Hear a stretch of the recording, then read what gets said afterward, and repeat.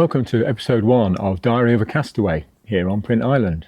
It's a lovely place. The sun's shining. I can get used to this. So there'll be many more episodes to come. The first one is Dorinda Gibbons of Profile Recruitment. And the reason it's Dorinda is Dorinda was number one person when I said I'm leaving Fujifilm, and she picked up the phone to speak to me. And she really believes in speaking one-to-one rather than by messages. She told me when we were talking. I'm always happy to have a conversation. I know some people put on LinkedIn, that they charge for time to speak to them. I would never do that for the first instance. My phone's always open. I'm always happy to, because who knows, that person may become someone who's going to be a client of yours in the future. You may work in a partnership with that person. But even if you get nothing else, you've helped someone, haven't you? Yeah. And you were the first person to ring me up when I put on LinkedIn I was leaving Fujifilm. I had messages, but you were the first person who actually picked up the phone and rang me. And I really appreciated that. We are in a bit of a generation of people emailing and texting, WhatsApping, but you can only get a certain sense. You can't tell really how someone is unless you speak to them. And then you can tell, the best is meeting, obviously, then you can really tell. But that's not always an option.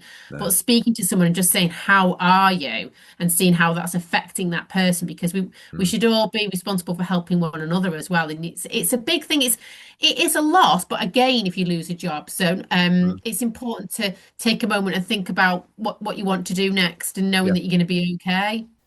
And that's the great thing about Dorinda. She will talk and not expect anything back.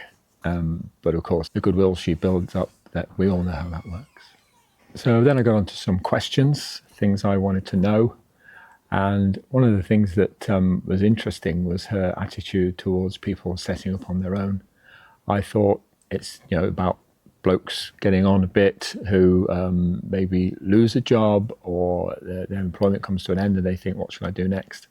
But Dorinda always brought it back to younger people, any time of life.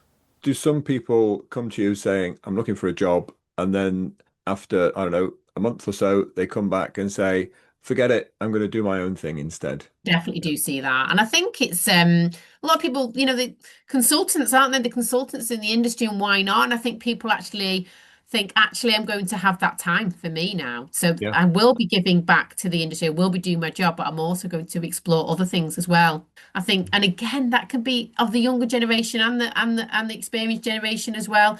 A lot of younger people are thinking more about their whole life now, not just being in an office every day and working their whole lives. Yeah. But when you're talking about reaching a certain age, yes, 65, I know it's hard to believe. People can come to me of all sort of ages, and I think it can be, we can't talk about age for starters, can we? I would never ask somebody how old they are.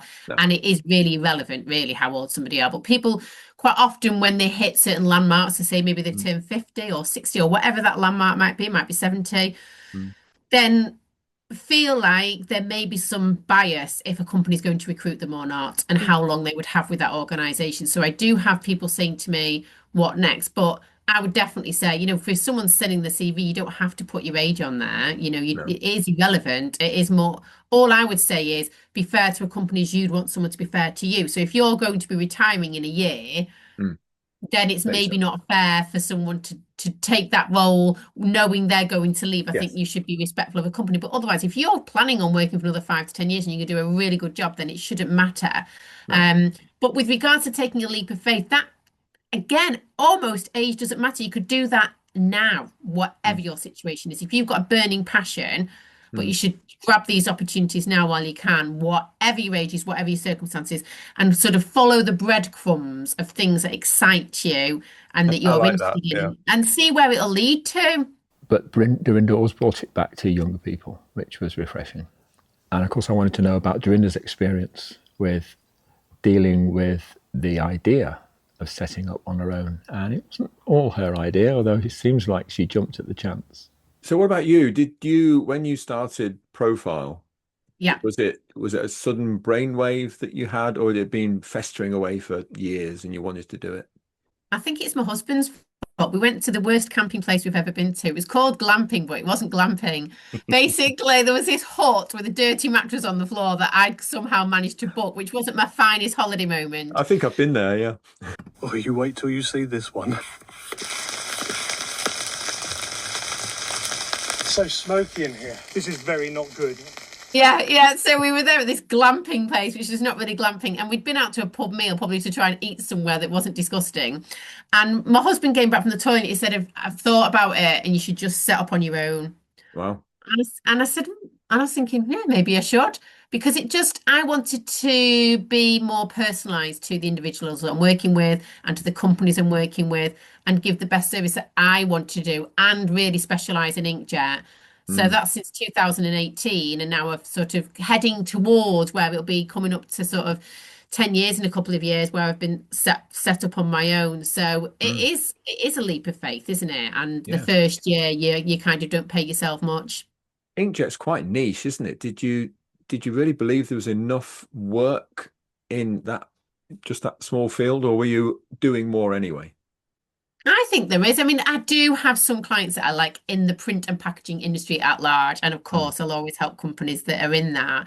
But I think it's good to have a niche because then you can really embed yourself in the market, try and get. I mean, I wouldn't say there's some extremely technical people I speak to. I'm not an absolute technical guru. I wouldn't necessarily be doing the job, but it's more understanding all the complexities and all the different parts that go into the industry, building that network of trust and helping companies save time, which is the main thing why they would use us, really. Right. So when you set up Profile, then did you get support from anyone in particular, or did you just find your own way? Yeah, I've just found my own way, really. I mean, I think I've always been self-sufficient with regards to managing my own desk, as they call it, is in regards to finding my own candidates, finding my own clients. But it was more the fact of doing other things like marketing websites, taxes, it's all that. And I'm still learning on things like that and changing and moving on. It's just a never-ending circle, isn't it? But I think. Yeah, I agree. Thank you. Brilliant. Well, great to speak to you, and we'll look forward to hearing all your adventures. And then this word adventures keeps coming up. Lance Hill said to me, enjoy your new venture or adventure. And I sort of picked up on that. And then a few people have mentioned the word adventure. But shouldn't work be an adventure? Shouldn't it be something you look forward to discovering new things all the time? So I think some of Dorinda's answers and topics really summed up the theme of Diary of a Castaway.